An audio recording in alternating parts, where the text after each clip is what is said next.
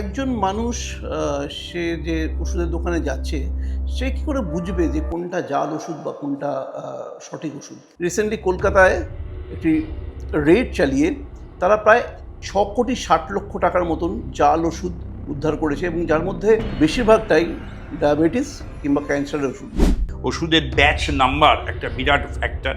যদিও এটাও জাল হচ্ছে, ওষুধের উপর জিএসটি বা কোনো ট্যাক্স যদি না ধরে তাহলে যে কোনো ওষুধ আমাদের কাস্টমার লেভেলে অনেক কম দামে আসে, যেটা সরকারের পক্ষে করা সম্ভব বলে আমরা মনে করি। আমাদের আবেদন সবসময় থাকে যে এটা মার্জিনের বাইরে থেকে যে ওষুধটা ঢুকছে তার মধ্যে অবশ্যই এই জাল ওষুধের এই মাফিয়া ঔষধ যারা মাফিয়া যারা ওষুধ মাফিয়া, তারা কিন্তু ধীরে ধীরে এই ডিসকাউন্টের সুযোগ নিয়ে তারা বিভিন্ন কমন প্রোডাক্ট এবং অঙ্কোলজির প্রোডাক্ট আপনি বললেন সবের মধ্যে একটা ঢুকিয়ে দেওয়ার প্রবণতা হচ্ছে এবং যার জন্য এটা বৃদ্ধি পাচ্ছে। অঙ্কোলজি বা ক্যান্সার প্রোডাক্টের যেটা মানুষের জীবনদায়ী ব্যাপার, সেখানে যেহেতু অনেক বড় দামি ওষুধ, সেখানে একটা করার প্রবণতা ভীষণ পরিমাণ আমরা দেখছি। আরেকটা হচ্ছে আপামরের মধ্যে আমাদের নিত্য ব্যবহার্য রোজকার প্রেশারের ওষুধ, সুগারের ওষুধ, এই ধরনের ওষুধের মধ্যে বড় বড় ব্র্যান্ডকে তারা এই ধরনের করছে। এর জন্য বড় বড় ওষুধের কোম্পানিরা সেই ব্র্যান্ড নামকে বাঁচাতে তারা প্রচুর পরিমাণ চেষ্টা করছেন, যতটা কড়াকড়ি করা যায়। আপনি ডিসকাউন্টের প্রভোকেশন করিয়ে ডিসকাউন্টের দিয়ে কাস্টমারকে ডাকা, এটা অত্যন্ত আনএথিক্যাল। এই প্রবণতাটা ক্রমশ বেড়ে গেছে এই বড় বড় মাল্টিন্যাশনালদের সঙ্গে। ছোট ছোট ব্যবসারা তাদের অস্তিত্ব রাখার জন্য যে জায়গায় পা ফেলছে সেটা ঠিক পথ হচ্ছে না, এবং আমি আবার হয়তো রিপিট করে ফেলছি, তার হাত দিয়েই কিন্তু জাল ওষুধের ব্যবসাটা বেড়ে যাওয়াটা আর কি বৃদ্ধি হচ্ছে। সেন্ট্রাল গভর্নমেন্টের কাছে আবেদন করছি যে অল অঙ্কোলজি প্রোডাক্টের যেন এমআরপি গায়ের দামকে কস্ট প্রাইজের সঙ্গে ডিফারেন্সে অনেকটা কমানো হয়, যাতে দেশের সাধারণ মানুষ এটা ওষুধটা কিনতে পারে। ওষুধের মান দেখে, ওষুধের পরিচিত দোকান থেকে নিয়মের মাধ্যমে যারা ওষুধ বেচেন, ওই শুধুমাত্র ডিসকাউন্টের চাহিদা না করে ওষুধের মানের ওপর ভরসা করে ওষুধ কেনা উচিত বলে আমরা মনে করি। এখন তো প্রচুর মানুষ অনলাইনেও ওষুধ কেনেন, তো সেখানেও ডিসকাউন্ট পায় অনেকটাই। তো অনলাইনে কেনা বা অফলাইনে কেনা, এটার মধ্যে কোনো ডিফারেন্স আছে? জেনারিক মেডিসিনটা পাওয়া যাচ্ছে, তার সঙ্গে ব্র্যান্ডেড মেডিসিনের মধ্যে কোনো তফাৎ আছে কিনা? অনেক ডক্টরকে আমি দেখেছি বলেছেন না তফাৎ নেই, আবার অনেক ডক্টরকে বলেছি আমি এটাও বলতে শুনেছি বিস্তর তফাৎ করেছে। নমস্কার, আমি অনিলভ চট্টোপাধ্যায়, বা বাংলায় আপনাদের সবাইকে স্বাগত। এমন একটা দেশে আমরা বাস করি যেখানে বেবি ফুডেও ভেজাল মেশানো হয়। এমন একটা দেশে আমরা বাস করি যেখানে যে পথ্যটা মানুষ খান, অসুস্থ রোগীরা খান, বাচ্চারা খায়, বয়স্ক মানুষরা খায়, সেই দুধের মধ্যেও ভেজাল মেশানো হয়। এরকম একটা দেশ, সেখানে ওষুধের মধ্যে ভেজাল মেশানো হবে, সেটা আর নতুন কথা কি? রিসেন্টলি আমাদের কলকাতা শহরে একটি অর্গানাইজেশন আছে যার নাম হচ্ছে central drugs standard control organisation. সেই সংস্থাটি রিসেন্টলি কলকাতায় একটি রেড চালিয়ে তারা প্রায় ৬,৬০,০০,০০০ টাকার মতন জাল ওষুধ উদ্ধার করেছে এবং যার মধ্যে বেশিরভাগটাই ডায়াবেটিস কিংবা ক্যান্সারের ওষুধ। মানে ক্যান্সারের ওষুধ মানে আপনারা বুঝতে পারছেন যে মুমূর্ষু রোগী, তাদের জন্য কোনো দয়া মমতা কিচ্ছু নেই, শুধু সবটাই হচ্ছে মুনাফা। কী করে মানুষকে ঠকিয়ে মানুষকে আরও বিপদে ফেলে কী করে পয়সা উপার্জন করা যায়। এই যে বিষয়টা আপনারা দেখছেন, এটা শুধু আজকের নয়, এই লাস্ট কয়েক বছরে কলকাতা শহরের বুকে যখনই এই সমস্ত রেড করা হয়েছে, কলকাতার বুকে অন্তত ৩,০০০ ওষুধের কোম্পানি পাওয়া গেছে যারা কিন্তু নিম্নমানের ওষুধ তৈরি করতে পারে। সংখ্যাটা এক্স্যাক্টলি হচ্ছে ২,৯৯৮। এই সংস্থাগুলোকে তারা খুঁজে পেয়েছে যারা হচ্ছেন এরকম নিম্নমানের ওষুধ তৈরি করে, এবং জাল ওষুধের কোম্পানি পাওয়া গেছে প্রায় ৬০০টি।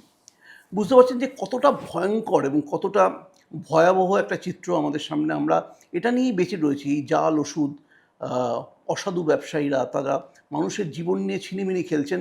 সে সময় আমাদের দরকার ছিল এমন একটা অর্গানাইজেশন যারা এই বিষয়টা নিয়ে বেসিক্যালি কাজ করেন, জাল ওষুধ যাতে না হয়। এমনি সরকারি নিয়ন্ত্রণ তো রয়েছে, যে অর্গানাইজেশনের কথা আমি বললাম আপনাকে, সেটা তো রয়েছে। তার সঙ্গে আমাদের রাজ্যে কেমিস্ট এবং ড্রাগিস্টদের একটি সংস্থা রয়েছে, Bengal chemist and druggist association, যার সচিব, যার সম্পাদক পৃথ্বী বসু, তিনি আজকে আমার অতিথি। তার সঙ্গে আমরা কথা বলবো, এই জাল ওষুধ নিয়ে কথা বলবো, তাদের সংগঠন নিয়ে কথা বলবো, এবং আমাদের মনে ওষুধ নিয়ে বিভিন্ন প্রশ্ন রয়েছে, যে জেনারিক ওষুধ যেগুলো এখন বিভিন্ন জেনারিক মেডিসিন রয়েছে, সেগুলো ভালো না ব্র্যান্ডেড ওষুধ ভালো, সেই নিয়েও বহু প্রশ্ন সংশয় আমাদের মধ্যে রয়েছে। এবং আজকের আলোচনার অত্যন্ত জরুরি আলোচনা। পৃথ্বীবাবু, আপনাকে ধন্যবাদ, অসংখ্য ধন্যবাদ এখানে আসার জন্য। যেটা বলবো যে আপনারা নিশ্চয়ই এই ভয়াবহতা সম্পর্কে নিশ্চয়ই জানেন এবং আপনারা কাজ করছেন। অ্যাকচুয়ালি আমি তো কিছু স্ট্যাটিস্টিক্স বললাম, কিন্তু অ্যাকচুয়ালি চিত্রটা কী? অ্যাকচুয়ালি আপনি একদম ঠিকই বললেন যে আজকে আমরা ওষুধের ব্যবসায়ী সংগঠনকে প্রতিনিধিত্ব করছি অ্যাজ এ সম্পাদক Bengal chemist and druggist association থেকে। আমাদের কাছে সবথেকে দুঃখজনক ঘটনা যে আজকে ওষুধ হচ্ছে মানুষের একটা পণ্য নয়, ওষুধ হচ্ছে মানুষের একটা জীবনদায়ী, একটা জীবনের একটা অন্যতম অংশ। সেই অংশে এই ওষুধ মাফিয়া, এরা ব্যবসাদার নন, যারা মানুষকে, আপনার পরিবারকে জাল ওষুধ বিক্রি করে মুনাফা অর্জনের দিকে, যেটা আপনি বললেন, যারা যাচ্ছে তাদের ব্যবসায়ী বলা যায় না, তারা হচ্ছে ওষুধ ব্যবসার কলঙ্ক বা ওষুধ মাফিয়া বলা যায়। এই মাফিয়াদের অত্যাচার ডে বাই ডে আমাদের মধ্যে প্রচুর বৃদ্ধি হয়েছে। বৃদ্ধি হওয়ায় আজকে আমরা যারা ওষুধের ব্যবসা করি, বংশানুক্রমিকভাবে যারা ব্যবসা করি নিয়ম কানুন মেনে, তাদের কাছেও একটা বড় প্রশ্নচিহ্ন এসে পৌঁছচ্ছে, যে মানুষ আমাদের প্রশ্ন করছে যে এই ওষুধটা ঠিক না এই ওষুধটা বেঠিক। তা আমরা আমাদের তরফ থেকে, সংগঠনের তরফ থেকে জনস্বার্থে জনসচেতনতা বৃদ্ধি করার জন্য আমরা আমাদের বিভিন্ন রকম প্রক্রিয়ায়, বিভিন্ন রকমভাবে সংগঠনকে ইনভলভ করছি, আমাদের সভ্যদের যাতে এই ধরনের ফাঁদে না পা দেয়। কারণ যারা অরিজিনাল ওষুধের ব্যবসায়ী, তারা সমাজের এরকম ক্ষতি করতে পারে না। আর আমরা একটা বিশেষ পরিষেবার সঙ্গে যুক্ত, এটা আমাদের একটা দায়িত্ববোধ আছে, সেটার জন্য আমরা যথাসাধ্য চেষ্টা করছি। এবং জনসাধারণকে আমাদের সীমিত ব্যবসায়িক ক্ষমতার মধ্যে আমরা বোঝাবার চেষ্টা করছি যে জাল ফেক স্পুরিয়াস ড্রাগস থেকে কি কি কারণে আপনারা কি ভাবে অন্তত রেস্ট্রিক্ট করার চেষ্টা করবেন। তো একজন মানুষ সে যে ওষুধের দোকানে যাচ্ছে, সে কি করে বুঝবে যে কোনটা জাল ওষুধ বা কোনটা সঠিক ওষুধ? দেখুন, এটা সবথেকে ভালো প্রক্রিয়া হচ্ছে যে আমরা যারা যে অঞ্চলে থাকি, সেই অঞ্চলে যে পরিচিত দোকানদার যারা রয়েছেন, তাদের কাছে ওষুধ কেনা। এখন কি হচ্ছে, আগেকার দিনে যেরকম বৈবাহিক সম্পর্ক হলে একটা পরিবারের সম্বন্ধে খবর নেওয়া হতো দাদা, সেরকমভাবে ওষুধের দোকানটা হঠাৎ ভুঁইফোড়ের মতো তৈরি হয়েছে এলাকায়, বা এলাকার কাছাকাছি কোনো বিভিন্ন রকম প্রভোকেশন সৃষ্টি করে কাস্টমারকে ডাকছে। তার কাছে যাওয়ার আগে যে ওষুধের দোকানকে বংশানুক্রমিক আমি চিনি, বা যে দোকান থেকে আমি বা আমার পরিবার বা আমার বাবা মা ওষুধ খেয়ে বড় হয়েছি, সেখানকে আগে সুযোগ দেওয়া উচিত বলে আমার মনে হয়। ওষুধের কতগুলো নিয়মকানুন আছে, ক্যাশ মেমোর বিনিময়ে ওষুধ নেওয়া উচিত। ওষুধের ব্যাচ নাম্বার একটা বিরাট ফ্যাক্টর, যদিও এটাও জাল হচ্ছে, আপনি পরবর্তীকালে বলছি, কিন্তু এই ব্যাচ নাম্বার মিলিয়ে ওষুধ নেওয়া উচিত। আমরা সাধারণ মানুষজন একটা দোকানে গিয়ে একটা ওষুধ কিনে আনি, সেটা আর মেলাই না। কিন্তু আজকে যে যুগ পড়েছে, তাতে প্রতিটা শিক্ষিত লোকের ব্যাচ নাম্বার ক্যাশ মেমোয় যা লেখা আছে, সেই ক্যাশ মেমোর ওষুধটা যেন পাই সেটা দেখে নেওয়া, এবং তার এক্সপায়ারি ডেট দেখে নেওয়া, এটা, এবং ক্যাশ মেমোর ছাড়া ওষুধ না নেওয়াটা ভীষণ প্রয়োজন। এবং পরিচিত দোকানের মধ্যে কাজ করার জন্য আমরা অনুরোধ করছি আর কি জনসাধারণকে।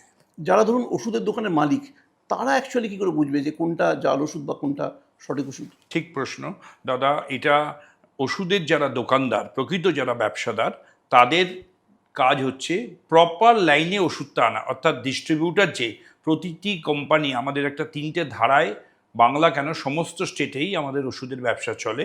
কোম্পানির থেকে ম্যানুফ্যাকচারিং হয়ে মালটা সিএনএফ এজেন্টের কাছে আসে বা সুপার স্টকিস্টদের কাছে আসে স্টেট লেভেলে, সেখান থেকে অথরাইজড ডিস্ট্রিবিউটারদের কাছে যায়।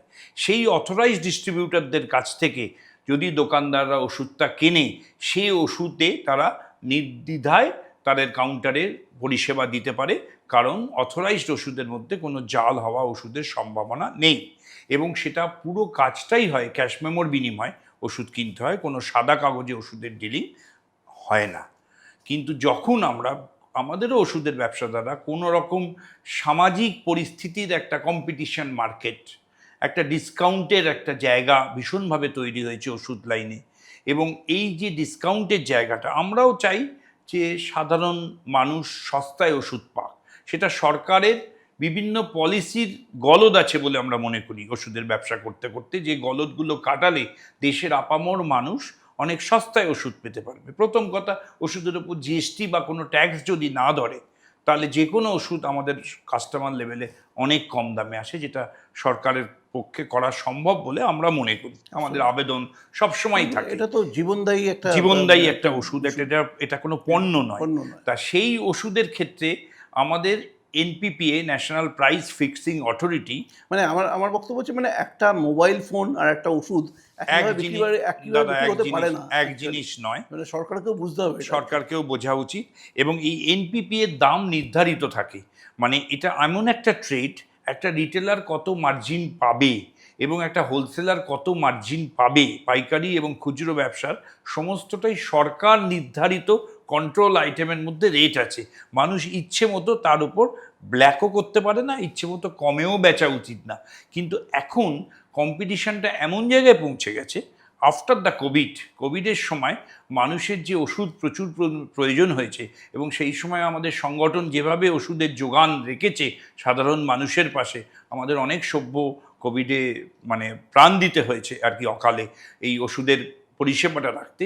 সেই সময় বাইরের ট্রেডের বহু মানুষ মনে করছে এই ওষুধের ব্যবসাটা অসম্ভব লুক্রেটিভ, ক্যাশ পয়সার ব্যবসা। সেই ব্যবসায় বহু লোক যারা এসেছেন, সেই কম্পিটিশনটা আনহেলদির দিকে ক্রমশ গেছে, যেতে যে মার্জিনের কথা দাদা বললাম, সেই মার্জিনের বাইরে এখন ডিসকাউন্টের প্রভোকেশন চলছে। মানে যে মুনাফা সরকার নির্ধারিত, সেই মুনাফার বাইরে সাধারণ কাস্টমারকে যে ডিসকাউন্ট দেবার একটা অসম প্রতিযোগিতা চলছে। সেই অসম প্রতিযোগিতা থেকে মানুষ কি করছে, এই যে ডিস্ট্রিবিউটার বা প্রপার চ্যানেলে ওষুধটা না কিনে, তাদেরও কোনো একটা প্রভোকেশনে বাইরে থেকে ওষুধ কিনছে। এই বাইরে থেকে ওষুধ কেনা মানে সব ওষুধ জাল ঢুকছে এটা বললে ভুল, কিন্তু যেটা মার্জিনের বাইরে থেকে যে ওষুধটা ঢুকছে, তার মধ্যে অবশ্যই এই জাল ওষুধের এই মাফিয়া ঔষধ যারা, মানে মাফিয়া যারা ওষুধ মাফিয়া, তারা কিন্তু ধীরে ধীরে এই ডিসকাউন্টের সুযোগ নিয়ে তারা বিভিন্ন কমন প্রোডাক্ট এবং অঙ্কোলজির প্রোডাক্ট আপনি বললেন, সবের মধ্যে একটা ঢুকিয়ে দেওয়ার প্রবণতা হচ্ছে, এবং যার জন্য এটা বৃদ্ধি পাচ্ছে, এটা আশাটা। কিন্তু একটা বিষয় হচ্ছে যে এখন তো অনেক কর্পোরেটও চলে এসছে, তো ফলে এটার সঙ্গে কি কোনোভাবে সম্পর্ক রয়েছে? মানে কর্পোরেটদের এই যে বেশি মুনাফার একটা তো কোথাও একটা চাহিদা থাকে, একটা বোধহয় কমিটমেন্টও থাকে ডেফিনেটলি। কর্পোরেট যারা এসছে তারা বড় বড় সংস্থা, তারা জাল ওষুধ বেচছে এ কথা কখনোই আমরা আমাদের লেভেলে বলতে পারি না। তাদের সঙ্গে হয়তো প্রতিযোগিতার আমাদের বৃদ্ধি হয়েছে, কিন্তু জাল ওষুধ বেচছে তা বলা যায় না।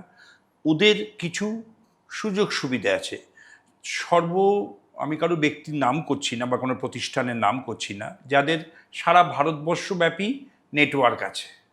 সেই নেটওয়ার্কে তারা একদম এই যে সিএনএফ ডিস্ট্রিবিউটার যে চেন বললাম, যেখান থেকে মাল নেওয়া, সেই ওষুধ না নিয়ে তারা একদম ডাইরেক্ট ম্যানুফ্যাকচারিং হাউসের সঙ্গে কন্ট্যাক্ট করছে।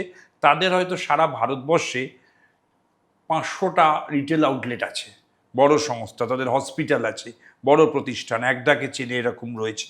সেই ধরনের অর্গানাইজেশন ওইখান থেকে যে পারচেস করছে, সেই পারচেজের একটা মার্জিন তারা, যেহেতু একসঙ্গে এত বড় করছে, সেইখান থেকে একটা তারা পার্সেন্টেজ নিয়ে সেটা প্রতিযোগিতায় দিয়ে দিচ্ছে।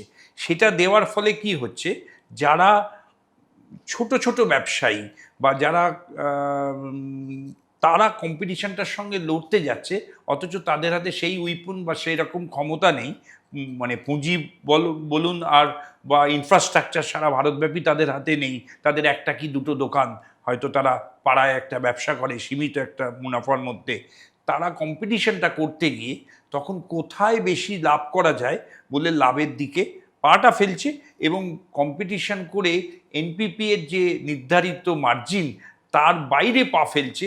তখনই সুযোগের অপেক্ষায় বসে থাকছে এই ধরনের মাফিয়া ঔষধরা ব্যবসাদার আমি বলবো না, আগে বলছি পরেও বলছি, ওই যারা মাফিয়া ঔষধ নিয়ে কারবার করে তারা কিন্তু এই সুযোগে কমন ওষুধের মধ্যে কমন ওষুধ বেশি পরিমাণ ফেক স্পুরিয়াস হচ্ছে, যার ব্যাচ নাম্বারটাকে অবধি কপি পেস্টের মতো তৈরি করছে, বড় কোম্পানির ওষুধ, বড় ব্র্যান্ডের ওষুধ, এবং যেটা রোজকার লাগে সুগার প্রেশারের ওষুধ, যেমন একটা কস্টলি আপনি যেটা বললেন অঙ্কোলজি বা ক্যান্সার প্রোডাক্টের যেটা মানুষের জীবনদায়ী ব্যাপার, সেখানে যেহেতু অনেক বড় দামি ওষুধ, সেখানে একটা করার প্রবণতা ভীষণ পরিমাণ আমরা দেখছি।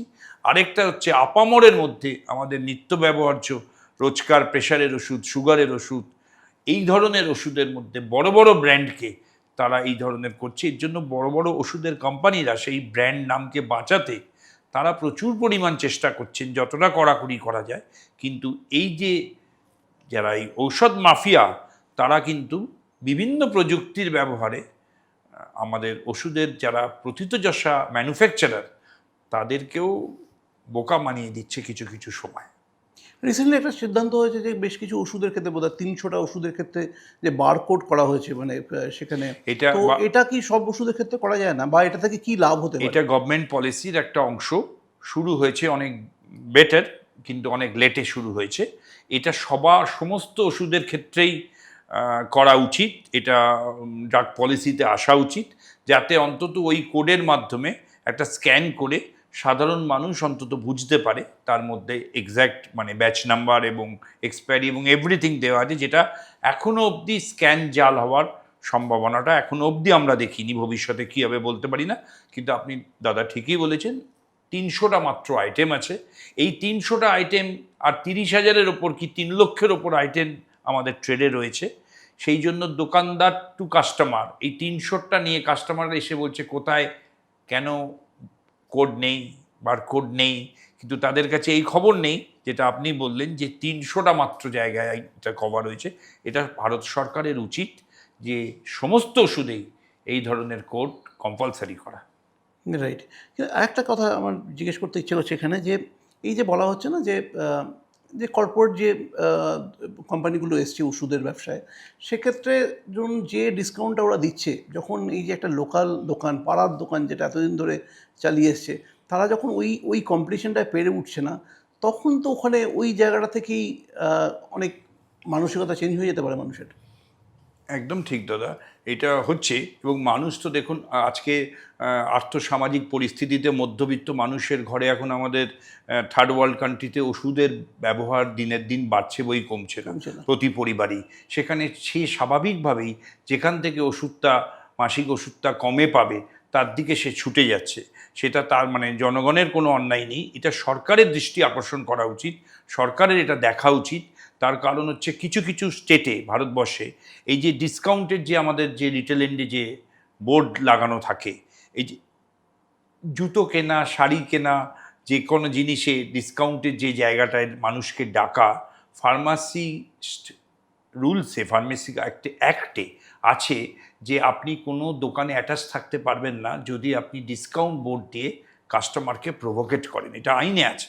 সেই আইনের জায়গায় অনেক কিছু কিছু স্টেটে এটা বোর্ড লাগানো নিষিদ্ধ হচ্ছে। গত 1 বছরের মহারাষ্ট্র, কিছু কিছু জায়গায় হয়েছে, পাঞ্জাব, মধ্যপ্রদেশ, যেখানে আমরাও এখানে আমাদের সংগঠনের তরফ থেকে ফার্মাসি কাউন্সিলকে অনুরোধ করেছি যে ডিসকাউন্ট বোর্ডটা, তার কারণ ওষুধ এমন একটা ব্যবসা, আপনি শাড়ির দোকানে গেলে লোকে, গয়নার দোকানে গেলে লোকে বলে যে দাদা আবার আসবেন, কিন্তু ওষুধের দোকানদার কোনো পেশেন্টকে বলতে পারে না দাদা আবার আসবেন।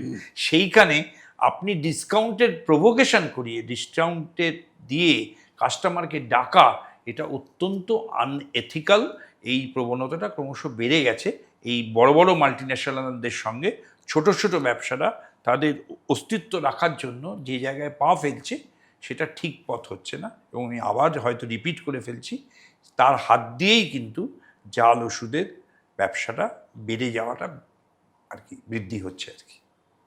এমনি এই যে জাল ওষুধগুলো মোটামুটি কোন রাস্তা দিয়ে ঢোকে, কীভাবে আসছে? এটা আমরা শুনছি আগ্রা থেকে আসছে, ভুবনেশ্বর ঘুরে আসছে, আপনার দক্ষিণ ভারত থেকে আসছে। এই সমস্ত ওষুধ যে ঢোকে সেটা হচ্ছে কিছু কিছু আসছে বাসের মাথায়, বাসে করে এসে এখানে ঢুকছে। অনেক সাংবাদিকরা, মিডিয়া আমরা বেঙ্গল কেমিস্ট অ্যান্ড ড্রাগিস্ট অ্যাসোসিয়েশনের তরফ থেকে সোশ্যাল মিডিয়ায় এটা ব্যাপক প্রচার করেছিলাম। প্লাস আমরা গত বছরে 23শে মার্চ এবং 23শে নভেম্বর দুদিন আমরা সারা পশ্চিমবঙ্গব্যাপী আমাদের সীমিত ক্ষমতার মধ্যে আমরা জনসচেতনতা বৃদ্ধি করার জন্য রাস্তায় রাস্তায় পিকেটিং করেছি, রাস্তায় রাস্তায় মিছিল করেছি জনগণকে বোঝাবার জন্য। এরপর থেকে মিডিয়া কিন্তু একটা বড় আমাদের সাহায্য করেছে। প্রায় entire news paper and TV channel এটা তারা নিজেরা রিসার্চে নেমেছে। সেই রিসার্চে দেখা যাচ্ছে বাসের মাথায় ওষুধ ঢোকাটা হচ্ছে সবচেয়ে সহজ পদ্ধতি, যেখান থেকে ধরা পড়ছে না, সেখান থেকে বাস এসে নামছে, নেবে ওষুধটা ডিস্ট্রিবিউট হয়ে যাচ্ছে। এছাড়াও এমন এমন জায়গা থেকে ওষুধ আসছে, সৌরাষ্ট্র থেকে ওষুধ আসছে, সেখানে অনলাইনে পেমেন্ট হচ্ছে, অনলাইন পেমেন্ট হচ্ছে, জিএসটি বিলিং আসছে, সমস্তটাই ফেক। এমন এমন কিছু আমাদের ব্যবসাদাররাও বিপদে পড়েছে ওই ডিসকাউন্টের লোভে। হয়তো তারা সেই জায়গায় জিএসটি দিয়ে বিল পাচ্ছি, দাদা আমরা অনলাইনের মাধ্যমে পেমেন্ট করছি, এটা তো জাল হতে পারে না। সেটাও দেখা গেছে ফেক বা স্পুরিয়াস ড্রাগস হয়েছে, এবং দেখা গেছে সেই ব্যাঙ্ক অ্যাকাউন্ট বা অনলাইন আর পরে অস্তিত্ব নেই, সেই জিএসটি নাম্বার অফ করে দেওয়া হয়েছে। মানে এটা একটা বিশাল বড় চক্র সারা ভারতবর্ষের জুড়ে রয়েছে, এবং এই চক্রটা বাইরেতেই ওয়েস্ট বেঙ্গলের চেয়ে বেশি পরিমাণ আছে সক্রিয়, পশ্চিমবঙ্গের বাইরে বেশি পরিমাণ আছে। আর পশ্চিমবঙ্গের মধ্যে যেটা আছে, যেটা আপনি বললেন, সেটা হচ্ছে এনএসকিউ প্রোডাক্ট, অর্থাৎ যে গুণমান যেটা হওয়া উচিত তার থেকে নন স্ট্যান্ডার্ড প্রোডাক্ট। কি, এটা তো হওয়া উচিতই না। এই ক্ষেত্রে কড়া আইন করা উচিত সরকারের। আমি যখন ওষুধ মতো একটা প্রোডাক্টকে বানাচ্ছি, সেই প্রোডাক্টটা আমি প্রাপ্য মানের থেকে কি করে কমে করার সাহস ধরছি শুধু মুনাফার জন্য। এটা তো অ্যাডমিনিস্ট্রেশন অনেক স্ট্রং হওয়া উচিত, যেটা আমরা সাধারণ মানুষ হিসেবে বলতে পারি যে এই সেক্টরে রাজ্য সরকার, কেন্দ্রীয় সরকার সবাইকে এই আইনটা আরও স্ট্রং হওয়া উচিত, এবং এদের শাস্তিমূলক ব্যবস্থা ধরা পড়লে এমন করা উচিত যাতে দেশের মানুষকে এই ধরনের জীবন মরণ খেলার ঝুঁকি যেন কেউ নিতে সাহস না পায়। মানুষের জীবন নিয়ে খেলা, জীবন নিয়ে খেলা শুধু না, আপনি তাকে মৃত্যুপথে ঠেলে দিচ্ছেন। এটা কিছুতেই মেনে নেওয়া যায় না। তাই তো আর একটা কথা হচ্ছে যে মানে ধরুন একজন ওষুধ কিনলো, তার মনে হলো এটা জাল ওষুধ হতে পারে, তো সে কীভাবে যাচাই করবে? Number one. নাম্বার টু হচ্ছে যদি সেরকমই যদি হয়, কোথায় কমপ্লেন করবে? এখানে কি ক্রেতা সুরক্ষা দপ্তরের কোনো এই ধরনের কিছু ইদানিংকালে আছে? ইদানিংকালে দাদা এটা সচেতনতা বৃদ্ধি করছে। সিডিএস, সিডিও যাদের কথা বললেন, তারা এই সেন্ট্রাল ড্রাগস থেকে একটা করে স্ক্যান করে কমপ্লেন জানাবার একটা ফরম্যাট পাঠিয়েছে, কিউআর কোড। সেটা প্রতি দোকানে যদি কোনো কাস্টমার মনে করে সেটা তাতে কমপ্লেন করবে, সেটা নিয়ে তার কমপ্লেন করার একটা স্কোপ তৈরি রাখতে হবে, দোকানে এটা ঝুলিয়ে রাখতে হবে। এবং দোকানদার কোনো খদ্দের যদি, কাস্টমার যদি মনে করে যে আমার এটা কোনো সন্দেহ হচ্ছে, সে সেখানে কমপ্লেনটা করতে পারে। সুতরাং মানে আপনারা যারা শুনছেন সব মাথায় রাখবেন যে দোকানে যেন এই কিউআর কোডটা আছে কিনা সেটাও দেখে নেবেন অ্যাকচুয়ালি। হ্যাঁ, এটা সরকারের নিয়মে এসেছে। এবার এটা সচেতনতা বৃদ্ধি করার জন্য আমাদের সংগঠনেরও একটা বড় পার্ট আছে, যে সরকার যে এই পদ্ধতিটা এনেছেন, গত 3-4 মাস হলো এনেছেন, সেটা সব দোকানে কম্পালসারি যাতে মানে টাঙায়, সেটা আমাদের সংগঠনেরও একটা দায় আছে। সংগঠন আমাদের বোঝানো শুরু করেছে যেন এটা কম্পালসারি লাগানো হয় আর কি। এই আপনাদের যে অর্গানাইজেশন বিসিডিএ, সেটা তো ধরুন প্রায় স্বাধীনতার সময় থেকে কাজ করে আসছে। তো এটা যখন তৈরি করেছিলেন আপনারা, তখন তো এরকম জাল ওষুধের এই বাড়াবাড়িটা ছিল না, তখন সবটাই অনেকটা মানুষ এই আজকের মানসিকতায় পৌঁছায়নি। তখন কেন তৈরি হয়েছিল এটা? এটা 1921 সালে তৈরি হয়। মানে স্বাধীনতার অনেক আগে। আজকের এটা 106 বছর বয়স। আচ্ছা, শতাব্দী প্রাচীন সংগঠন। এবং যতটুকু আমাদের কাছে ইনফরমেশন আছে, মানে the oldest traders organisation in India. এবং এই অর্গানাইজেশনটা অ্যাকচুয়ালি ব্রিটিশদের সঙ্গে, যে ব্রিটিশরা ওষুধের ব্যবসাটা কন্ট্রোল করতেন ওই সময়, সেই সময় স্যার হরিশঙ্কর পাল উত্তর কলকাতায় থাকতেন, বটকৃষ্ট পাল হলেন বাবা। ওরা এটাকে, সংগঠনটাকে তৈরি করেন কিছু ব্যবসাদারদের মধ্যে। ভূপেন বোস, যার নামে রাস্তা আছে জানেন, তার পরবর্তীকালে ধীরেন দে, ভূপেন দে, এরা সবাই সভাপতি ছিলেন। তৎকালীন যারা ওষুধের ব্যবসায় আসেন প্রথিতযশা বাঙালিরা কলকাতার, তারা সীমাবদ্ধভাবেই হোলসেল মার্কেট, যেটা বাগড়ি মার্কেট মেহতা বিল্ডিং, এইখানের অংশটায় এই সংগঠনটা তৈরি হয় ক্যালকাটা কেমিস্ট বলে। তারপর সেটা কনভার্ট হয় বেঙ্গল কেমিস্ট অ্যান্ড ড্রাগিস্ট অ্যাসোসিয়েশনে, এবং মাত্র মুষ্টিমেয় ধরুন 25 জনকে নিয়ে এটা শুরু হয়। আজকের ডেটে এটা 42,000 আমাদের অফিসিয়াল মেম্বার, বা 15 লক্ষ মানুষ এখানে, মানে স্টাফ এবং পরিবার যদি ধরেন 15 লক্ষ মানুষ এই বিসিডিএ পরিবারের মধ্যে অন্তর্ভুক্ত আছে। আমাদের এই সংগঠনটা দীর্ঘ হতে হতে 224টা জেলায় ভাগ আছে, 234টা জোনে ভাগ আছে। পশ্চিমবঙ্গের এমন কোনো বর্ডার নেই যেখানে বিসিডিএ নেই। তা এর ইনফ্রাস্ট্রাকচারটা দীর্ঘদিন ধরে তৈরি হয়েছে, শতাব্দী প্রাচীন আর কি। তা এই অর্গানাইজেশনটা মেনলি চলে আমাদের কনস্টিটিউশনের ওপর, কোনো ব্যক্তিগত কোনো নেতৃত্বের ইচ্ছে অনিচ্ছের ওপর না। তা সংগঠনের ভিতটা মজবুত, এটুকু বলতে পারি। তখন তো এক ধরনের একটা ভাবনা থেকে অর্গানাইজেশন তৈরি। আজকে বিসিডি এর কাজটা মেনলি কী ধরনের, মানে মূলত ওই জাল ওষুধ নিয়ে? আজকের ডেটে দেখুন আমাদের পার্ট অনেক আছে। যেমন ধরুন আমাদের একটা কন্ট্রিবিউশনের কথা বলতে পারি। স্যালাইন, যেটা জানেন হসপিটাল, নার্সিংহোম সমস্ত জায়গায় যে স্যালাইনটা বিক্রি হয়, সেই স্যালাইনের ক্ষেত্রে একটা জিনিস ছিল, কেনা দামের থেকে এমআরপি ছিল একটা বৃহৎ রেট, মানে অকারণ কনজিউমারকে একটা বিশাল টাকা দিতে হতো। এটা বিসিডিএ প্রথম অবজেকশন দেয়, এবং এটা তারপরে সর্বভারতীয় অনেক লড়াইয়ের পর এটা কমে। আজকের ডেটে বিসিডিএর একটা বড় পার্ট আমাদের সর্বভারতীয় সংগঠনের সাহায্যে আমরা করছি, সেটা হচ্ছে ক্যান্সার প্রোডাক্ট। ক্যান্সার রোগ যদি হয় কারুর পরিবারে, ভগবান না করুক কারুর না হয়, সেখানে সেই পেশেন্টের সঙ্গে পেশেন্টের ফ্যামিলিও অর্থনৈতিকভাবে আমাদের পর্যদস্ত হয়ে যায়। কিন্তু কেনা দাম এবং কস্ট প্রাইজের মধ্যে এত বড় একটা ফারাক থাকে যে ফারাকটার কোনো মানে হয় না। কেউ, কোনো ওষুধের ব্যবসাদার চাইছে না যে এই ধরনের একটা জীবনদায়ী ওষুধের মধ্যে বেচে একটা বিশাল বড় মুনাফা করব। এটা আমাদের সংগঠনের ভিউজই না। তার ফলে আমরা এটাকে বারবার সেন্ট্রাল গভর্নমেন্টের কাছে আবেদন করছি যে অল অঙ্কোলজি প্রোডাক্টের যেন এমআরপি, গায়ের দামকে কস্ট প্রাইজের সঙ্গে ডিফারেন্সে অনেকটা কমানো হয়, যাতে দেশের সাধারণ মানুষ এটা ওষুধটা কিনতে পারে। তা এই লড়াইটা আমাদের ধরুন চলছে। এছাড়া ধরুন আমাদের এই যে ওষুধের যে বিভিন্ন রকম সরকারি নির্দেশ আসে, সেই নির্দেশের মধ্যে যেটা জনগণের পক্ষে সুবিধে, সেই ব্যাপারেও আমাদের কনস্ট্যান্টলি কাজ চলে। আমরা সমস্ত কেমিস্ট ফ্যাকাল্টি, ধরুন all retailers, all wholesalers, all CNF, সবাইকে এক ছাতার তলায় রেখে আমরা একটা গাইডলাইনের মধ্যে একটা শৃঙ্খলাবদ্ধ ব্যবসা করাটা বিসিডির একটা বড় ভিউজ। তবে আজকের ডেটে তো ফেক মেডিসিনস পুড়িয়ে আসা একটা আমাদের কাছে বড় চ্যালেঞ্জ।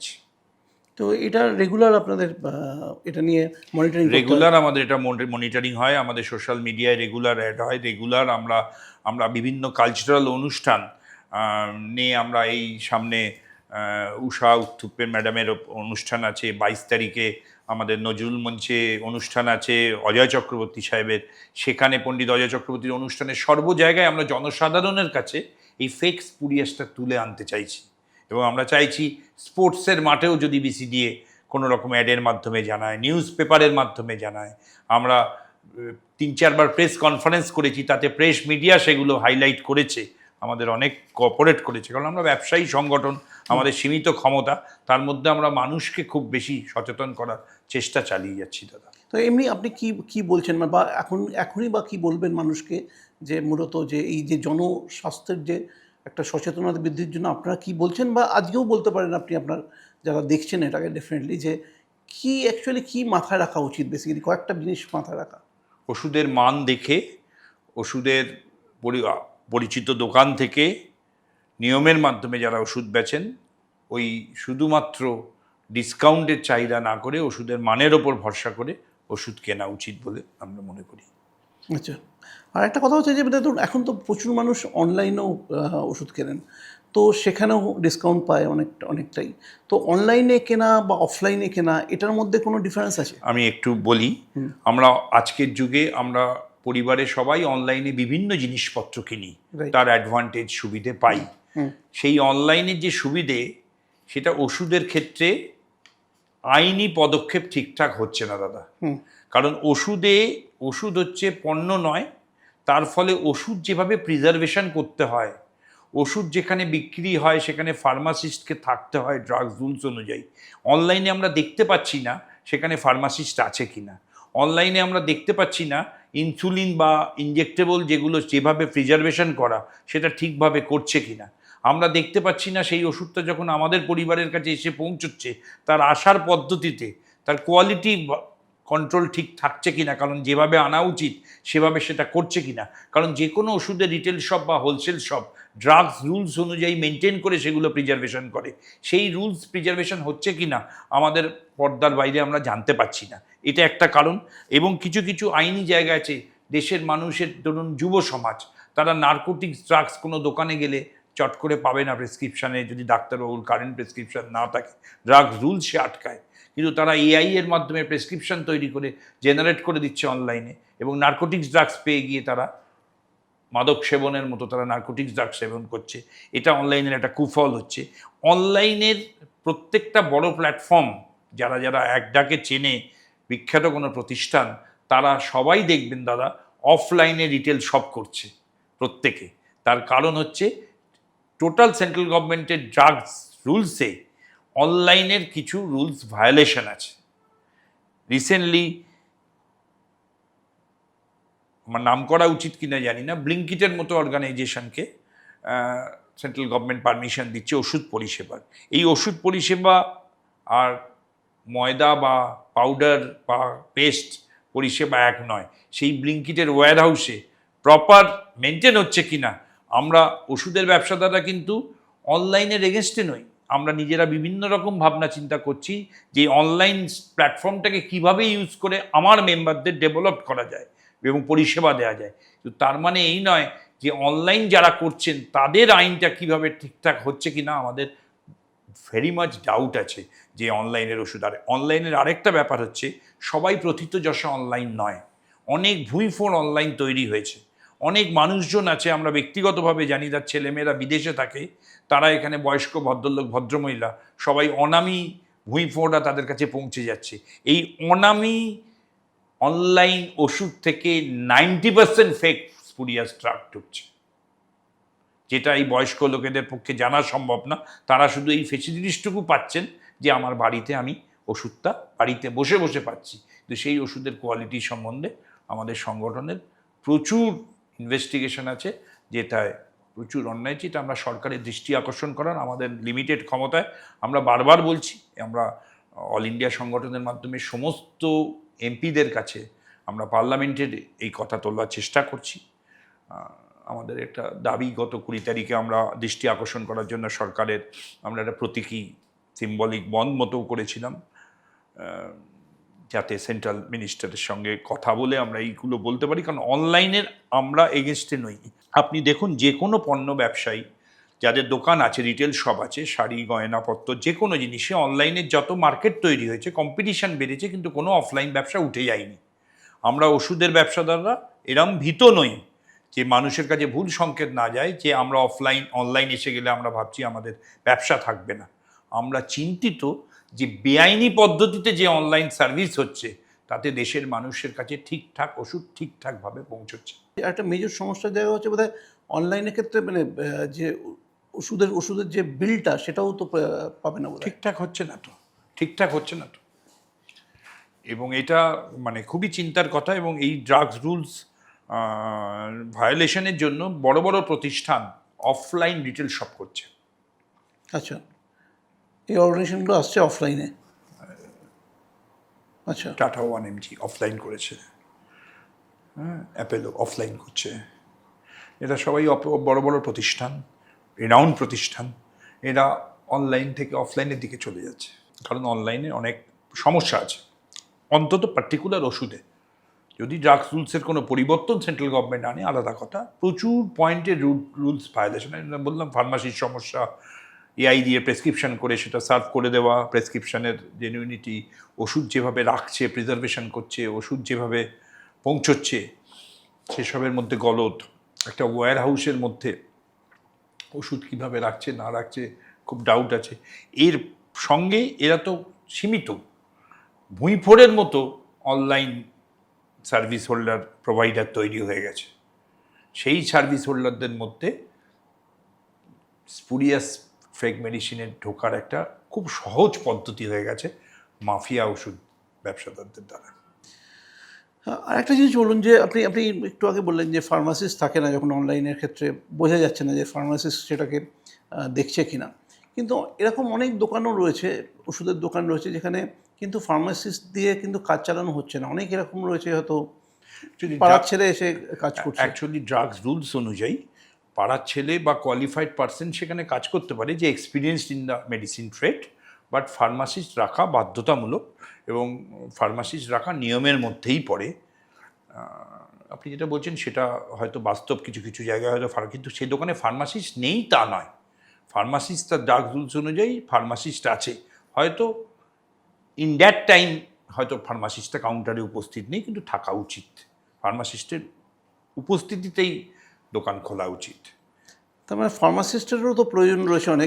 আপনারা এটা নিয়ে কিছু করছেন কাজ? ফার্মাসিস্টের একটা মানে বিশাল বড় ডিগ্রি, ফার্মাসিস্টের একটা বিশাল বড় প্রয়োজন দাদা। সেই প্রয়োজনীয়তা উপলব্ধি করে আমাদের যখন পশ্চিমবঙ্গ আর পূর্ববঙ্গের যখন 1947-এ ভাগ হয়, তখন এটা ফার্মাসির সমস্যাটা বাংলার বুকে খুব ক্রাইসিস ছিল। মানে যত সংখ্যক ফার্মাসিস্ট ছিল তার চেয়ে বেশি দোকানদার থেকে যাচ্ছিল। সেগুলো এখন কম্পিউটারের যুগে একদম স্ট্রিমলাইন হয়েছে, যে প্রপার মেনটেন হচ্ছে। কিন্তু এই সংখ্যাটা যাতে বৃদ্ধি পায় সেই কারণে এখন আমরা বিসিডিএ ফার্মাসি কলেজ তৈরি করি। আমাদের বারাসাতে এবং মধ্যমগ্রামে দুটো কলেজ আছে দাদা। সেই কলেজ থেকে বিসিডিএ ফার্মাসি কলেজ এখন যাদবপুরের পরে দ্বিতীয় কলেজ, যেখানে ডিফার্ম পড়ানো হয়, ডিপ্লোমা।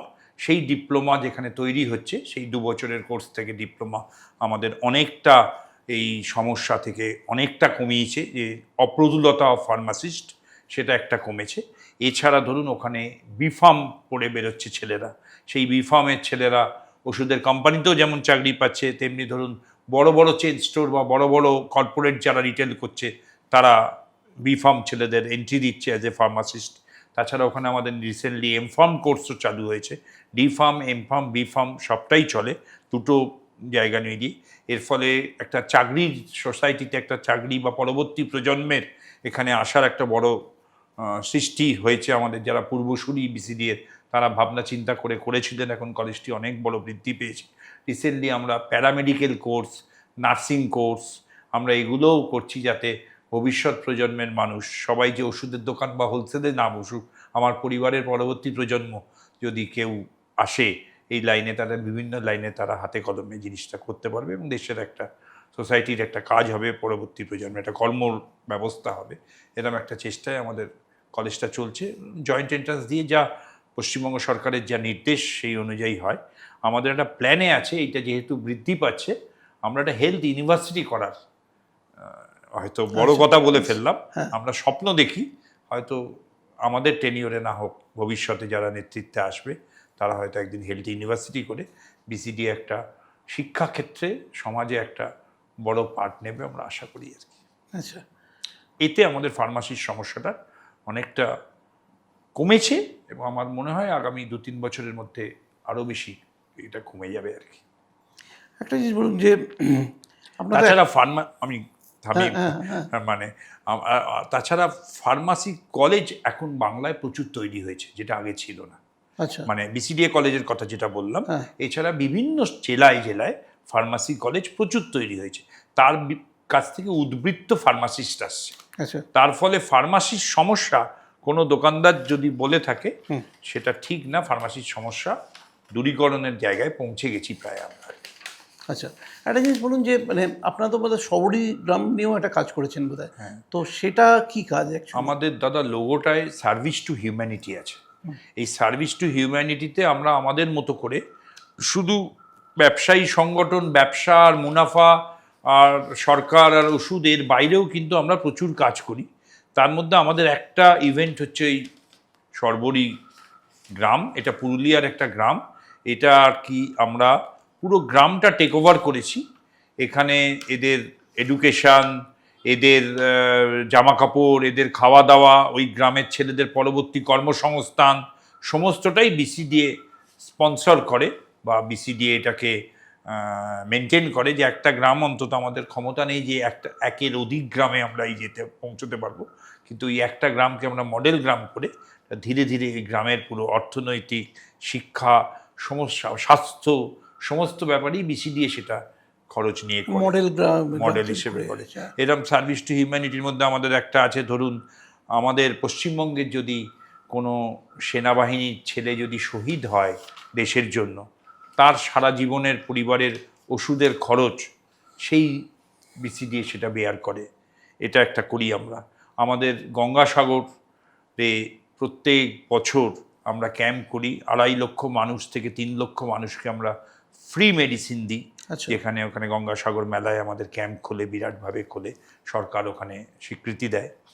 এছাড়া ধরুন আমরা ব্লাড ডোনেশন ক্যাম্প, আমরা ওয়ার্জি রিপোর্টে নাম্বার 1, মানে আমরা রাজনৈতিক সংগঠন বা ক্লাবের সংগঠনের মতো প্রচার করতে পারি না বা ডাটাবেস অত নেই, কিন্তু এই 234টা জনে আমাদের বাধ্যতামূলক রক্তদান শিবির হয়, প্লাস কম্বল বিতরণ, অনাথদের পাশে দাঁড়ানো, আপনার দুস্থ মেধাবী ছাত্রছাত্রীদের বৃত্তি দেওয়া, অন্ধজনেদের পাশে দিয়ে দাঁড়ানো, মানসিক ভারসাম্যহীনের একদিন আমরা তাদের খাওয়ার খরচা, পথ শিশুদের কিছু ডেভেলপমেন্ট প্রজেক্ট, এরকম আমাদের একদম সংগঠনের নিয়মাবলীর মধ্যে আছে যে প্রতিটি জেলা এবং প্রতিটি জোনকে তাদের একটা কোনো সার্ভিস টু হিউম্যানিটির কন্ট্রিবিউশনের সঙ্গে সংগঠনকে ইনভলভ করতে হবে। সেটা আমরা আজকে বহু বছর ধরেই যারাই নেতৃত্বে থাকুক আমরা করে চলেছি আর কি। 20শে মে যে আপনাদের সারা ভারত জুড়ে যে কর্মসূচি হলো, সেটা অ্যাকচুয়ালি ভাবনাটা কী ছিল এবং কী কী করলেন অ্যাকচুয়ালি? 20শে মে অ্যাকচুয়ালি আমাদের অল ইন্ডিয়া সংগঠন AIOCD, all India organisation of chemist and druggist, AIOCD সম্বন্ধে একটু কথা বলি যদি অনুমতি দেন। হ্যাঁ, অবশ্যই। BCDA হচ্ছে founder member of AIOCD। BCDA এর বয়স 106 বছর, AIOCDর বয়স 50 বছর, গত বছর 50-এ পা দিয়েছে। 12 নম্বর বনফিল্ড লেন আজকেও AIOCD রেজিস্ট্রেশন অফিস। এটা বাংলার মানুষজনের তৎকালীন নেতৃবৃন্দের ভাবনা যে এই সংগঠন শুধুমাত্র বাংলায় বিস্তার করে রাখলে হবে না, সারা ভারতে ছড়িয়ে দিতে হবে। আমাদের ফুটবলে আইএফের মতো, আইএফের মতো। আজকে আর্থসামাজিক পরিস্থিতিতে মুম্বাই বা গুজরাটে যেহেতু হেড অফিস সমস্ত ফার্মাসিউটিক্যাল বিজনেসে, আজকে হেড অফিস AIOCDর মুম্বাইতে, কিন্তু রেজিস্টার্ড অফিস আমাদের 12 নম্বর বনফিল্ড লেন কলকাতা 1-এ এখনো রয়েছে স্টিল। এবং এই AIOCD আমাদের সর্বভারতীয় যে সংগঠন, সেই সংগঠন ডাক দিয়েছিল অনলাইন মেডিসিনের যে বেআইনি হচ্ছে যে কথাগুলো বললাম সেগুলোর প্রতিবাদ 1 নম্বর। ফেক এবং স্পুরিয়াস ড্রাগস আমাদের ওষুধ লাইনে একটা বড় থাবা ফেলছে, সেটা সম্বন্ধে সরকারকে আরও বেশি আইনানুগ সচেতনতা আনা। এবং ডিপ ডিসকাউন্ট যেটা বললাম, যে মানুষের মানে আমাদের হিসেবের বাইরে যে ডিসকাউন্টের একটা অসম প্রতিযোগিতা চলছে, এই ধরনের 3টে জনস্বার্থে, মানে আমরা এটা বলছি না ব্যবসায়িক স্বার্থে অধীনের বন্ধ ছিল, একদম জনস্বার্থে সেন্ট্রাল গভর্নমেন্টের দৃষ্টি আকর্ষণ করতে এটা একটা প্রতীকী বন্ধ ছিল আমাদের। আচ্ছা, আরেকটা জিনিস বলুন, এখন তো একটা বড় বিতর্ক চলে, যেটা হচ্ছে যে এই যে জেনেরিক মেডিসিন, বেসিক্যালি যেটা প্রধানমন্ত্রী জনঔষধি কেন্দ্র যেগুলো হয়েছে, বা এই এখন দাওয়া বলে যে একটা মেডিসিন সবগুলো হয়েছে, সেইগুলো থেকে যে জেনেরিক মেডিসিনটা পাওয়া যাচ্ছে, তার সঙ্গে ব্র্যান্ডেড মেডিসিনের মধ্যে কোনো তফাৎ আছে কিনা? অনেক ডক্টরকে আমি দেখেছি বলেছেন না তফাৎ নেই, আবার অনেক ডক্টরকে বলেছি আমি এটাও বলতে শুনেছি হ্যাঁ বিস্তর তফাৎ রয়েছে। তো এটা আপনারা কীভাবে দেখছেন এই বিষয়টাকে? দেখুন, অ্যাকচুয়ালি সারা পৃথিবীতে জেনেরিক ওষুধ প্রেসক্রিপশন হয়, কোনো ব্র্যান্ডের নামে প্রেসক্রিপশন হয় না। একটাই জেনেরিক নাম, সেই জেনেরিক নামের যে কোনো বিদেশের কোনো উন্নতিশীল দেশে গেলে দোকানে একটা জেনেরিক আইটেমেই পাওয়া যায়, কিন্তু আমাদের এখানে একটা জেনেরিক আইটেমের 50টা ব্র্যান্ড নেম চলে। এই যে ওষুধ লাইনের যে জায়গাটা চলছিল, এইটা যে রুলস প্রধানমন্ত্রী স্বয়ং ঘোষণা করেছেন যে প্রেসক্রিপশন ডাক্তারবাবুদের জেনেরিকে লিখতে হবে, কিন্তু সেটার ইমপ্লিমেন্টেশন আমাদের এখানে হচ্ছে না। এখানে ব্র্যান্ডেড মেডিসিন আর জেনেরিক মেডিসিনের মধ্যে জেনেরিকের ওপরে আমার ধরুন একটা প্যারাসিটামল যদি 2 টাকায় জেনেরিকে দেয়া যায়, সেটা ব্র্যান্ডেডে তার ব্র্যান্ডের পেছনে establishment cost, representative, manager, publicity, everything করে সেটা 20 টাকায় কাস্টমারের কাছে আসছে, তার আবার এই যে ডিসকাউন্টের প্রবণতা তৈরি হচ্ছে, আমরা কিন্তু বিশ্বাসী যদি 2 টাকায় ওষুধটা দেওয়া যায় তাহলে এই ব্র্যান্ডেডে না দিয়ে সবাইকেই জেনেরিকেই দিক। আর আপনি যেটা বললেন যে দুরকম মত আছে, যারা বড় কোম্পানি জেনেরিক বানায় বা প্রধানমন্ত্রী জনঔষধি, তাদের ওষুধপত্রের কোয়ালিটি খারাপ হয় না, কিন্তু এখানেও অনেক ভুঁইফোড় জেনেরিক কোম্পানি তৈরি হয়েছে, যেখানে কোনো রকম সরকারি নির্দেশ না থাকায় সেই জেনেরিক ওষুধগুলো প্রপার কোয়ালিটি কন্ট্রোল হচ্ছে না বলে ডাক্তারবাবুদের ভরসা থাকছে না। আর একটা কথা হচ্ছে যে ধরুন মানে অ্যান্টিবায়োটিকের ক্ষেত্রে বলা হয় যে কোর্সটা কমপ্লিট করতে হয়, তো এটা অনেক ডক্টরই বলেন যে কোর্সটা কমপ্লিট করার ক্ষেত্রে আপনারা কীভাবে দেখেন বিষয়টাকে? যে মিসইউজ অফ অ্যান্টিবায়োটিক আমাদের ভারতবর্ষের ওষুধের ব্যবসায় একটা কমন কথা। অ্যান্টিবায়োটিক যে তখন ডাক্তারবাবু জানেন, আমরা যারা ডাক্তারি করি না, ডাক্তার নই, তাদের জ্ঞান নেই কোন অ্যান্টিবায়োটিকের কী সাইড এফেক্ট আছে, কোন অ্যান্টিবায়োটিকের কী এফেক্ট আছে। কিন্তু এই অ্যান্টিবায়োটিক যদি আমি মাঝখানে ছেড়ে দিই তাহলে পর একটা রেজিস্ট্যান্স তৈরি হয়ে যায়। সেই জন্য এটা মিসইউজ করা উচিত নয় বলে সরকার প্রচুরভাবে এটাকে মানে পাবলিসিটির মধ্যে রেখেছেন। এবং আমাদের যদি নিয়মের কথা বলেন, আমরা প্রেসক্রিপশন ছাড়া এই ধরনের ওষুধ মানে অ্যান্টিবায়োটিক আমরা কিন্তু নিজেদের মতে কাস্টমারকে দিতে পারি না, এটা ড্রাগস রুলস ভায়োলেশন হয়। কিন্তু আমাদের আর্থসামাজিক যে পরিস্থিতি, গরিব মানুষ যেখানে দেশের অর্ধেক মানুষ, সেখানে এই অ্যান্টিবায়োটিক বা ডাক্তারবাবুদের কাছে যাওয়া, ফিস দেওয়া, পরবর্তীকালে ডায়াগনোসিস মানে ধরুন প্যাথোলজিক্যাল টেস্টিং, যে ইকোনমিক্যাল প্রবলেমটা হয়, তখন সে লোকাল দোকানদারের কাছে বিশেষত গ্রামে গঞ্জে পৌঁছে সে বলে কোন ওষুধ একটা অ্যান্টিবায়োটিক দিয়ে দাও, আমি 4টে খেয়ে আমার কমিয়ে নিই, সেটা সে বাধ্য হয়ে করে। সেই বাধ্য হওয়ার যদি সারাদিনে 50 জন বলে, হয়তো 1জন 2জনকে দোকানদার সার্ভও করে, শুধু বেচার জন্য না, তার কাছে চাপও থাকে। তাই জন্য এই মিসইউজ অফ অ্যান্টিবায়োটিক থিওরিটিক্যালি যেটা আমরা বুঝি, সরকারের উচিত আর্থসামাজিক পরিস্থিতিতে এই অ্যান্টিবায়োটিকটাকে এমন জায়গায় নিয়ে যাওয়া যাতে সাধারণ মানুষ এই অ্যান্টিবায়োটিকটাকে কিনতে পারেন। আপনি একটু ভালো অ্যান্টিবায়োটিকের এত কস্টলি যে গরিব মানুষ কিনতে পারে না। রিসেন্টলি ধরুন কাপ সিরাপের ওপর সরকার নির্দেশ, একটা কাপ সিরাপে খুব বিরাট একটা জাল কাপ সিরাপ খেয়ে কিছু বাচ্চা রাজস্থানে মারা যাওয়ার পর কাপ সিরাপের উপর একটা নিষেধাজ্ঞা জারি করেছে। ঠিক একটা বাচ্চার ক্ষেত্রে কোন কাপ সিরাপটা কাজ করবে একটা ওষুধের দোকানদারের এডুকেশন শিক্ষা ব্যাকগ্রাউন্ডে সে জানে না, তার জানার কথাও না, যেটা ডাক্তারবাবুরা জানেন। কিন্তু ওই একই কথা, কাপ সিরাপ বেচা যাবে না উইদাউট প্রেসক্রিপশন, সেই নিয়ম মানতে হবে। ওষুধের ব্যবসা করতে গেলে আমার সমস্ত সভ্যকে সরকার যে নির্দেশ দেবে সেটা মানতে হবে। আপনি উইদাউট প্রেসক্রিপশন আজকের ডেটে কোনো কাপ সিরাপ বেচতে পারবেন না, এ সম্বন্ধে কোনো তর্ক নেই বা সন্দেহ নেই। তার সঙ্গে এটাও ভাবতে হবে যে একটা মানুষ, একটা বাচ্চার অসুখ করছে, গরিব মানুষ, সে কাপ সিরাপটা কেনবার সময় ডাক্তার অবধি সে পৌঁছতে পারছে কিনা বা সে পরিষেবা তার অর্থনৈতিকভাবে ঠিক আনতে পারছে কিনা, তখনই সে বাধ্য হচ্ছে এই ধরুন যে কোনো একটা হাতুড়ের কাছে গিয়ে বলে কাশিটা কমাবার একটা সিরাপ দিন।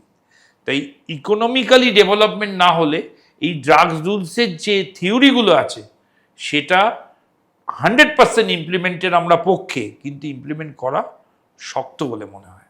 আমাদের অভিজ্ঞতার কথা বলছি, সরকারের সমালোচনা করছি না।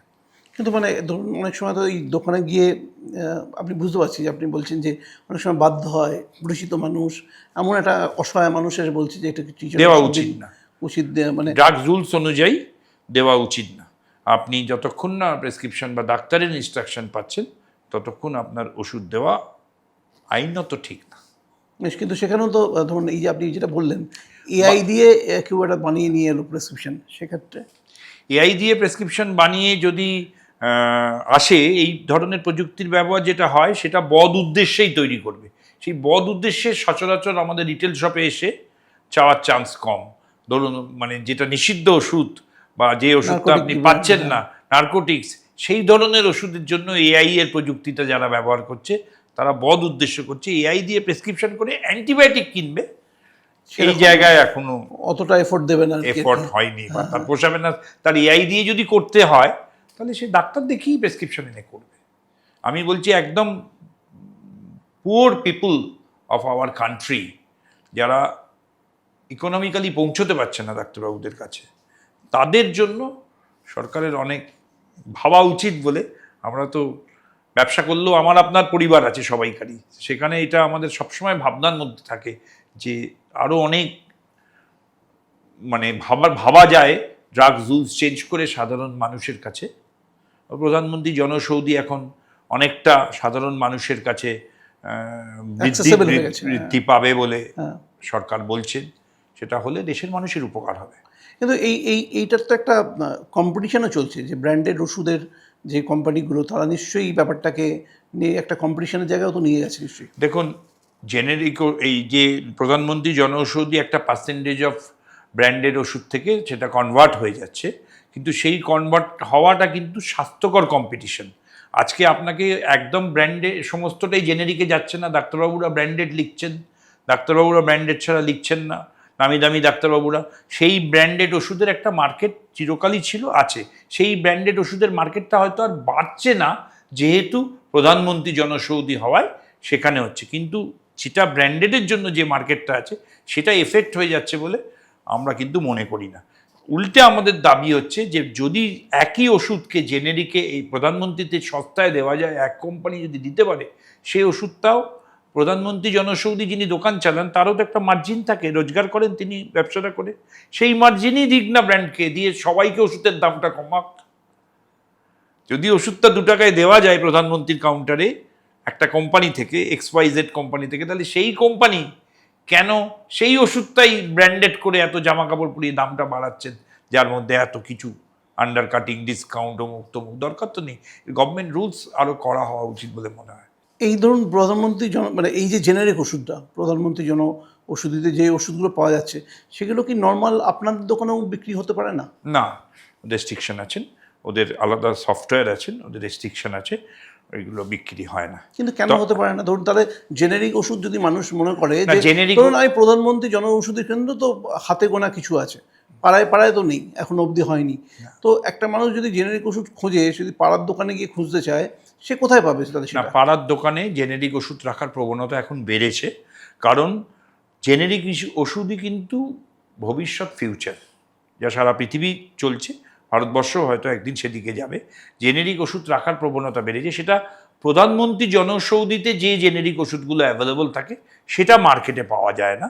আচ্ছা। জেনেরিক ওষুধের একটা আলাদা মার্কেট আছে, এবং প্রথিতযশা অনেক বড় বড় কোম্পানি জেনেরিক ওষুধ তৈরি করে, যেটা আপনাকে বলছিলাম যে আচ্ছা। একই 20 টাকার মাল 2 টাকায় দেয়, সেই ধরনের জেনেরিক ওষুধ এখন অধিকাংশ রিটেল শপে পাওয়া যায়। ও আচ্ছা, এটা পাওয়া যাচ্ছে আর কি। তো সেগুলোর সোর্স হচ্ছে এই কোম্পানিগুলোই বেসিক্যালি। এই কোম্পানিগুলোই। জেনেরিকের ডিস্ট্রিবিউটারটা আলাদা আছে, জেনেরিকের শেয়ারটা হয়তো একটা দোকানের 100%-এর মধ্যে হয়তো 20%, জায়গা অনুযায়ী হয়। একটু কস্টলি জায়গা হলে, আর্থসামাজিক কস্টলি জায়গা হলে হয়তো জেনেরিকের ডিম্যান্ড কম, একটু গরিব জায়গা হলে জেনেরিকের ডিম্যান্ড বেশি। 20 to 25% জেনেরিক মেডিসিনের বিক্রি এখন ওষুধের রিটেল শপেও হচ্ছে দাদা। আচ্ছা, আর একটা জিনিস বলুন, যে আপনি এইটা বলছিলেন যে অনেক অসহায় মানুষ এসে ধরুন ওষুধ কিনছে, কিন্তু নর্মালি ওষুধের দোকানগুলো একটা নিয়ম আছে যে কাটা ওষুধ বিক্রি হয় না, খুব রেয়ার কিছু কয়েকটা ওষুধ ছাড়া। তো এটা কেন, মানে এটা কি অসুবিধা হয়? কাটা ওষুধের একটা সমস্যা, এটা আগে আমাদের কাটা ওষুধ বিক্রি হতো, এখন ম্যানুফ্যাকচারিং কোম্পানিরা এক পাতা যে ওষুধ, একটা স্ট্রিপ যখন দিচ্ছে, দেখবেন তাতে batch number, expiry, MRP rate একটাই লেখা থাকে। আগে প্রতিটা ট্যাবলেট বা প্রতিটা স্ট্রিপের গায়ে, ট্যাবলেটের গায়ে লেখা থাকে। একটা লেখা থাকলে আপনি যদি একটা 10টা স্ট্রিপের ট্যাবলেট নেন, তাকে যদি দুজনকে দুটো দুটো কেটে দেয়, একবার ওই কিছুদিন পরে ওই ওষুধটাকে চিনতে পারবে না তার দোকানদার যে ওষুধটা কী আছে এবং ওষুধের কি দাম আছে, ওষুধের ব্যাচ নাম্বার, যেটা বিরাট ফ্যাক্টর বলছি এখনকার দিনে, সেই ব্যাচটা কী আছে। তার ফলে আপনি যে দুটো ট্যাবলেট কিনছেন সেখানে আপনি ব্যাচ পাচ্ছেন না, সেই দুটো ট্যাবলেটের কি দাম সেটাও দেখতে পাচ্ছেন না। এর থেকে কাটা ওষুধ না দেওয়ার প্রবণতাটা কাজ করছে, কিন্তু ওই অর্থনৈতিক সামাজিক কারণে যদি দামি ওষুধ হয় সেক্ষেত্রে কিন্তু কেটেও বেচছেন না, একদম তা না। আর একটা কনসেপ্ট রয়েছে যে এক্সপায়ারি ডেট পার হওয়া কোনো ওষুধ যদি কেউ খেয়ে ফেলে সেটা বিশেষ সমান, সেটা কি সত্যি, মানে কতটা? না, দেখুন, এটা তার এফিকেসি কমে যেতে পারে, কিন্তু সেটা খেলে মৃত্যু হবে বা সেটা বিষ, সেটা খেলে আমার জীবনহানি হবে, এরকম কথা আমাদের জানা নেই। এটার একটা এফিকেসি কমে যেতে পারে, যে একটা সার্টেন টাইম, 2 বছর কি 1 বছর কি 3 বছর, যার যেটা আছে এফিকেসি কমে যাওয়ার একটা ব্যাপার থাকে। সেই কারণে এক্সপায়ারি ডেটের ওষুধে একটা মানুষের সাইকোলজিক্যালি হয়, কিন্তু এটা আচ্ছা, আরেকটা জিনিস জিনিস দেখা যায় যে ধরুন এই যে ধরুন একই ব্র্যান্ডের ওষুধ অনেক সময় হয়তো ওষুধের কালারটা বা সিরাপের কালারটা আলাদা, ঠিক আছে, সেক্ষেত্রে মানে একজন কাস্টমার সে কীভাবে রিয়্যাক্ট করতে পারে? সাইকোলজিক্যাল এফেক্ট হয় দাদা, আপনি একদম ঠিকই বলেছেন। সাইকোলজিক্যাল, আমি একটা সবুজ কালারের সিরাপ খাই, সেই কালারটা যদি চেঞ্জ হয়ে যায়, কোনো কারণে চেঞ্জিং হয়েছে, সেটা সাইকোলজিক্যাল একটা এফেক্ট হয়। কিন্তু দোকানদার বা হোলসেলার লেভেলে, মানে আমাদের ট্রেডার্স লেভেলে সেটা কিছু করার থাকে না। ম্যানুফ্যাকচারিং কোনো পলিসিতে যদি সেটা চেঞ্জ করে, তাহলে আমাদের করণীয় কিছু থাকে না আর কি। এটা কাস্টমার এফেক্ট হয়, কাস্টমার বলে আমি এটা সবুজ খাচ্ছি, এটা হঠাৎ লাল হয়েছে কেন? মানে এটা এটা এরকম নয় যে তার তার জন্য ওষুধের কোয়ালিটি বা ওষুধের না, কিছু না। অনেক দিন পেরিয়ে গেছে এরকম না, কিছু না, ব্যাপার নয়। অনেক সময় ওষুধ কোম্পানিগুলো চেঞ্জ করে এটা। চেঞ্জ করে, ট্যাবলেটের কালার পত্র তো চেঞ্জ করে। আরও এই ফেক স্পুরিয়াস হচ্ছে বলে, যাতে যে ব্র্যান্ডটা যাতে কপি পেস্টের মতো না হয়, সেটাকে চেঞ্জ করে। কিন্তু সাধারণ মানুষের কাছে আপনি একদম মানে যথার্থ প্রশ্ন করেছেন। আমি যদি একরকম দেখতে কিনে থাকি, অত্যধিক শিক্ষিত লোকও বলে আমার তো এরম দেখতে না, তাহলে কি এই ওষুধটা। এখন আমাদের একটা ট্রেডে এই যে জাল ফেকের যেরকম ভয়, আমাদের ট্রেডের এগুলো থ্রেট হয়ে গেছে, সারাক্ষণ ফেস করতে হচ্ছে। তাহলে কি ওষুধ আপনার ঠিক নেই? আমি তো খেয়েছিলাম ওষুধটা হলদে রঙের, এখন দিচ্ছেন গোলাপি রঙের। এটা যথার্থ সমস্যা, এটা ঘটনা। মানে এটা নিয়ে প্যানিক করার মতো কিছু নয় যদি সেটা যদি ঠিকঠাক দোকান থেকে কেনা হয়, তাই তো? আর আরেকটা কথা হচ্ছে যে এই আপনাদের একটা ম্যাগাজিনও আছে, তো সেটা তো ধরুন আপনাদের ট্রেডের লোকজনদের মধ্যেই ঘোরাফেরা করে। এটা কি মানুষের অন্য মানুষের কাছে, যারা সাধারণ মানুষ একটু ওষুধ সম্পর্কেও জানতে চায় বা এই বিষয়ে, এই যে এটা একটা বড় থ্রেট, এই যে জাল ওষুধের বিষয়টা, এটাকে আরও কীভাবে পৌঁছে দেওয়া যেতে পারে? এটা আপনি মানে আপনার কাছ থেকে শোনার পর সংগঠনের সচিব হিসেবে, সেক্রেটারি হিসেবে আমার এটা আপনার কাছে শিখলাম। এটা একটা ভাবনা চিন্তা আমাদের করা উচিত। আমরা এটা সীমাবদ্ধ এতদিন ধরে মেম্বারদের মধ্যেই ম্যাগাজিনের রেখেছি। নামটা একটু বলে দিন। ঔষধ ও হ্যাঁ, প্রসাধনী বলে হ্যাঁ, ম্যাগাজিনটা। রাইট। এই ম্যাগাজিনটা অ্যাকচুয়ালি আমাদের যারা ওই আমাদের কলেজের প্রফেসররা লেখেন, আমাদের কিছু সেখানে প্রতিটা, আমাদের যেহেতু এতগুলো জেলায় ভাগ, সেই জেলার কাজকর্ম তুলে, প্রতিটা জেলা একটা করে সংখ্যায় থাকে। এবারের মুর্শিদাবাদ তো, ওবারের বর্ধমান। তারপর আমাদের ট্রেডের যে কোনো মানে সরকারি সার্কুলার, এনএসকিউ প্রোডাক্ট লিস্ট, কি সিএসসিডিও লিস্ট, এরকম সমস্ত ব্যাপারগুলো যাতে মেম্বারের কাছে থাকে। এবং বইটা আমরা এখন ওয়েবসাইটের মাধ্যমেও দিচ্ছি, লিঙ্কের মাধ্যমেও মেম্বারদের কাছে পাঠাচ্ছি। তবে জনসাধারণের জন্য ভাবিনি। এটা আপনার আইডিয়াটা আমরা মাথায় রেখে ভবিষ্যতে চিন্তা করব, যদি জনসাধারণের জন্য কিছু জিনিসটা পাবলিশ করা। একটু নলেজ তো সবাই পেতে পারে এই বিষয়টা থেকে। একটা জিনিস হচ্ছে নতুন সরকার এসছে আমাদের রাজ্যে, তো এই যে জাল ওষুধের বিষয়টা নিয়ে আপনারা কোনোভাবে কথা বলেছেন কিনা, বেসিক্যালি পুলিশের সঙ্গে বা অ্যাডমিনিস্ট্রেশনের সঙ্গে, কীভাবে এটাকে আর একটু এফেক্টিভ করা যায়, পুরো পুরো এই যে নজরদারিটাকে কীভাবে বাড়ানো যেতে পারে?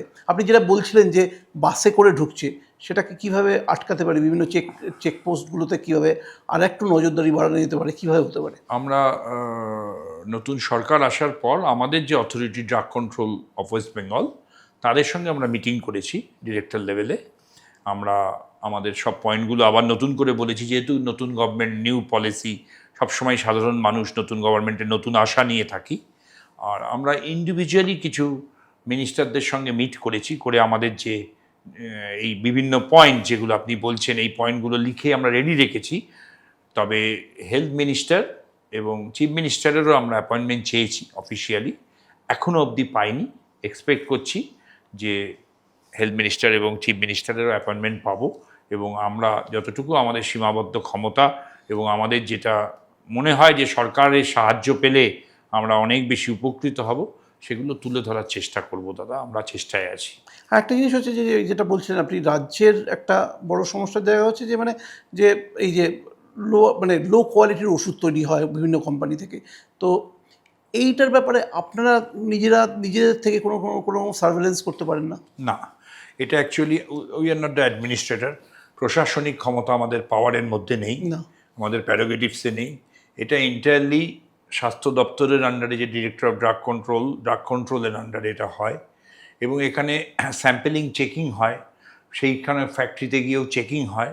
কিন্তু আমাদের সাধারণ মানুষ হিসেবে যেটুকু মনে হয় যে যতটা ইনফ্রাস্ট্রাকচার থাকা উচিত ততটা বোধহয় স্টেট গভর্নমেন্টের নেই এর চেকিংয়ের বা এর ভিজিলেন্সের এর এতে।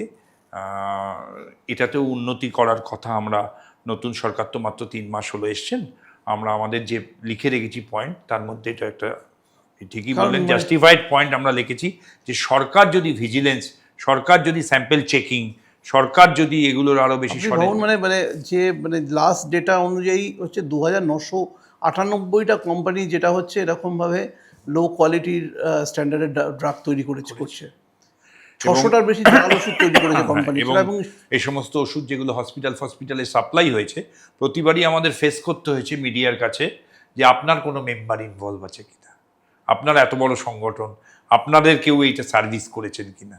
মানে ভগবানের আশীর্বাদ যে আমার এই 40,000 মেম্বারের স্ট্রেংথের মধ্যে এরা কিন্তু কেউই পড়েন না। এটা একটা প্যারালাল, এই যারা এনএসকিউ প্রোডাক্ট এবং সেটা আবার বিভিন্ন জায়গায় ইউজ, এটা একটা আলাদা র্যাকেট আছে। যে র্যাকেট কন্ট্রোল করার মতো একটা ব্যবসায়ী সংগঠনের ক্ষমতা নেই, সেটা সরকারকেই করা হাতে পদক্ষেপ করতে হবে বলে আমাদের। কিন্তু আমাদের নিজেদের অভিজ্ঞতা বা যেটুকু খবর আমরা পড়েছি, এই র্যাকেটের মধ্যে প্রচুর পাওয়ারফুল পলিটিক্যাল পার্সোনালিটিও আছেন। আমরাও এটা নিউজ পেপার বা মিডিয়ায় দেখছি যে এতটাই পাওয়ার আছে যে তার ফলে এরা এটাকে করতে পারছে।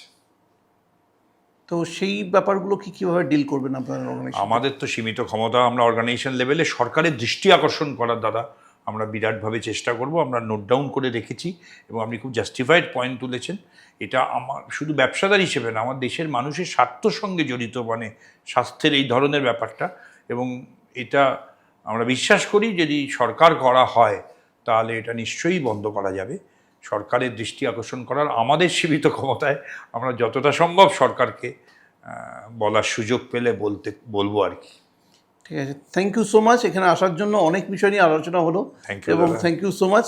আমি আশা করব যে আপনাদের সংগঠন আরও এই ব্যাপারটা নিয়ে আর একটু কড়া হাতে সরকারের সঙ্গে আরও জনসংযোগ বাড়িয়ে বিষয়টা মানে পশ্চিমবঙ্গের বুকে, কারণ ভারতবর্ষের বুকে আর যেন কোনো জাল ওষুধ কারবারি না থাকেন আর কি। নিশ্চয়ই এটাই আমাদের শপথ হওয়া উচিত। আর যাতে জনস্বাস্থ্যে আমরা একটা স্বাস্থ্যকর জায়গায় পৌঁছতে পারি, এটাই ভগবানের কাছে প্রার্থনা। আর আজকে আপনি এত সময় দিয়ে সুযোগ দেওয়ার জন্য আমাদের বেঙ্গল কেমিস্ট অ্যান্ড ড্রাগিস্ট অ্যাসোসিয়েশনের তরফ থেকে আপনাকে এবং আপনার টিমকেও আমাদের ধন্যবাদ। Thank you so much. Thank you, নমস্কার।